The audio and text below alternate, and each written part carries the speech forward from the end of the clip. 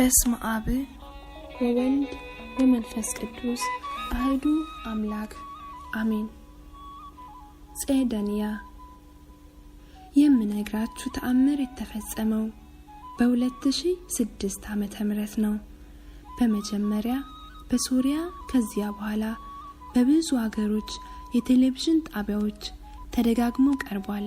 እጅግ የታወቀ የሳውዲ አረቢያ ባለጸጋ ሰው ልጅ ስላልነበረው ሶሪያ ውስጥ በምትገኝ ጼደንያ በምትባል ገዳም ስለት የምትሰማ የእመቤታችን የቅድስት ድንግል ማርያም ስዕል መኖሯን ሰምቷል። በጎላው ለመናገር እንጂ እንኳን የእመቤታችን የሌሎች የቅዱሳን ስዕላት ተአምራት እንደሚያደርጉ ማመን ይገባል። ሰውየው በገዳሙ ስለሚፈጸመው ተአምር ስለሰማ በአውሮፕላን ተሳፍሮ ደማስቆ ገባ። ደማስቆ ከደረሰ በኋላ አንድ የታክሲ ሹፌር አግኝቶ ጼደንያ ከምትባል ገዳም ተአምር እንደሚፈጸም ሰምቼ ነው የመጣሁት። ባለጸጋ ብሆንም ልጅ የለኝም። ከገዳሙ ሄጄ ልጅ እንዳገኝ ስዕለት ተስዬ ልመጣ ነውና እባክህ ውሰደኝ። ስለቴን ከሰማችኝ ለገዳሟ 800,000 ለአንተም ወደ ገዳሙ ስለወሰድከኝ $20,000 እሰጥሃለሁ ብሎት ወደ ገዳሙ ሄዶ ተሳልሞና ተስሎ ተመለሰ። በአመቱም ወንድ ልጅ ስለወለደ በጣም ደስ አለው። የተሳለውን ስለት ለማድረስ ከመነሳቱ አስቀድሞ ወደ ታክሲ ሹፌሩ ደውሎ ከዚህ በፊት ጼደንያ ከሚባለው ገዳም እንደወሰድከኝና ልጅ እንድትሰጠኝ እንደተሳልኩኝ ታስታውሳለህ አይደል አለው። የታክሲ ሹፌሩም አሁን አስታውሳለሁ በማለት መለሰለት። ሰውየውም ስዕለቴ ስለደረሰልኝ ለገዳሙ የተሳልኩትን ለአንተም ቃል የገባሁትን ልሰጥህ በዚህ ቀን ስለምመጣ አውሮፕላን ማረፊያ ጠብቅ እንድትወስደኝ አለው። የእግዚአብሔርን ድንቅ ስራና የድንግል ማርያምን በረከት በጆሮአቸው ቢሰሙም ለበረከት ተሳታፊ ለመሆን ያልታደሉ ሰዎች አሉ። ብዙ ሰዎች እግዚአብሔር ስላደረገው ተአምር ያውቃሉ፣ ይሰማሉ፣ ግን ከበረከቱ ተሳታፊ ለመሆን አይታደሉም።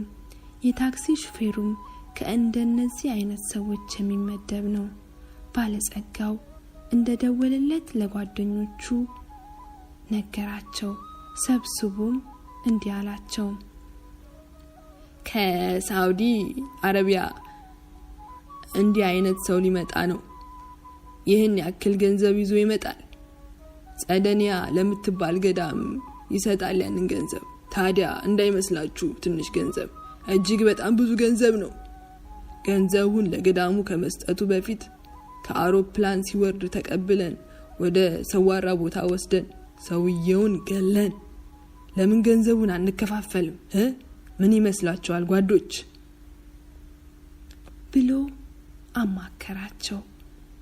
ሰውየው ሲመጣ አውሮፕላን ማረፊያ ጠብቀው በታክሲ ወደ ሰዋራ ቦታ ወሰዱት። በመቀጠልም ሰውየውን ከታክሲ አስወርደው ያዘውን ገንዘብ ወሰዱ። ከዚያ በኋላ ከአንገቱ ጀምረው አጽቁም ቆራረጡት። አስክሬኑን ከገደሉበት እንዳይጥሉት ስለፈሩ በትልቅ ጆንያ ከትተው በታክሲው ከኋላ በኩል ከእቃ መጫኛ ውስጥ ከትተው ከሚመቻቸው ቦታ ለመጣል ይዘው መሄድ ጀመሩ። አገር አማን ነው ብለው ሲጓዙ ፖሊስ መንገድ ዘግቶ ድንገተኛ ፍተሻ ሲያደርግ ደረሱ። ወደ ኋላ እንዳይመለሱ መንገዱ አንድ መስመር ብቻ ያለው በመሆኑ አልቻሉም። አማራጭ ስላልነበራቸው ቆመው መጠበቅ ግድ ሆነባቸው። ፖሊስም መኪኖችን እየፈተሸ እነሱ ካሉበት ደረሰ። እቆሙበት የደረሰው ፖሊስ ታክሲውን ክፈቱ አላቸው። ታክሲው ሲከፈት በትልቅ ሻንጣ እጅግ በጣም ብዙ ገንዘብ ይዘዋል። ፖሊሱም እንዴ እናንተ የታክሲ ሹፌሮች ናችሁ፣ ይህን ያክል ገንዘብ ከየት አገኛችሁ ሲላቸው ምክንያት ፈጥረው ቢነግሩትም ስላላመናቸው እስቲ የመኪናውን የእቃ መጫኛ ክፈቱ አላቸው። ሰዎቹ እጅግ በጣም ስለደነገጡ አንተ ክፈት በመባባል ይፎካከሩ ጀመር እርስ በርሳቸው። ድርጊታቸው ፖሊሱ ይበልጥ እንዲጠራጠራቸው አደረገ። መኪናው ያንተ አይደለም፣ ለምን አትከፍትም ባለቤቱ ብሎ ሹፌሩን ሲያስገድደው ወርዶ ሊከፍት ጎንበስ ሲል ይህን የእቃ መጫኛ እንዳትከፍት የሚል ድምጽ ከእቃ መጫኛው ውስጥ ስለሰማ እነዛ ሰዎች የሰሩትን ያውቃሉና በፍርሃት ደንግጠው ቆመዋል። ፖሊስም በሁኔታቸው ተገርሞ ምን ሆናችሁ ሲላቸው ከተረጋጉ በኋላ ከመጀመሪያው አንስቶ የፈጸሙትን በዝርዝር ለፖሊሱ ነገሩት። ወዲያውም ጋዜጠኞች፣ የካሜራ ባለሙያዎች፣ ፖሊሶች እንዲመጡ ተደረገና የታክሲውን እቃ መጫኛ ሊከፍቱ ሲሞክሩ ቆዩ እመቤታችን፣ የተቆራረጠውን ሰውነቴን እንደገና እየቀጣጠለኝ ስለሆነ እንዳትከፍቱ አሁን የሚል ድምጽ ሰሙ። እንዲከፍቱ ሲፈቀድላቸው የእቃ መጫኛውን ሲከፍቱት ሰውየው ከጆንያው ወጥቶ ቁጭ ብሏል። በሰውነቱ ላይ ምልክት ከመኖሩ ውጪ ምንም የጉዳት ምልክት የለበትም። ከህይወት ወደ ሞት ተሻጋግሮ የነበረው ሰው ከጆንያ ወጥቶ ሰዎቹ ምን እንዳደረጉት፣ ለምን ወደ ሶሪያ እንደመጣ፣ ገንዘቡን ለምን እንደያዘው፣ ወዴት ሊሄድ እንደነበር ተናገረ። ይህም ተአምር በመጀመሪያ በሶሪያ ቴሌቪዥን ቀጥሎም በልዩ ልዩ ቴሌቪዥን ጣቢያዎች ተላለፈ። ለገዳሙ የተሳለውን ገንዘብ አደረሰ።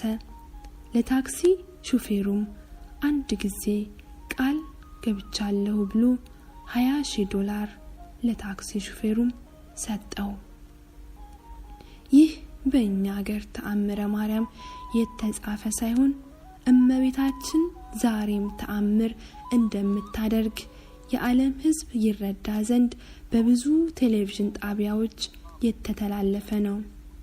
ዲያቆን ዳንኤል ክብረት የተነገረው ተአምር የተፈጸመበትና ሌላም በልዩ ልዩ የዓለም ክፍሎች እመቤታችን በዘመናችን ያደረገቻቸውን ተአምራት የያዘ መጽሐፍ በጉባኤው ላይ ለነበሩ ምእመናን አሳይቷቸው ትምህርቱን አጠቃለለ። በዚህ በተጨነቅንበት ወቅትም እመቤታችን ከመከራ እንደምትሰውረን፣ ለችግር ብንጋለጥ እንኳ በተአምራት እንደምትታደገን፣ ብንታመምም ለበረከት እንደሚሆንልን በማመን በንስሐ እንዘጋጅ፣ እምነታችንን እናጥብቅ፣ ራሳችንን ጠብቀን እንኑር። ከእኛ ጥንቃቄ ውጪና ከአቅማችን በላይ የሆነውን አምላካችን እግዚአብሔር ከኛ ያርቀዋል።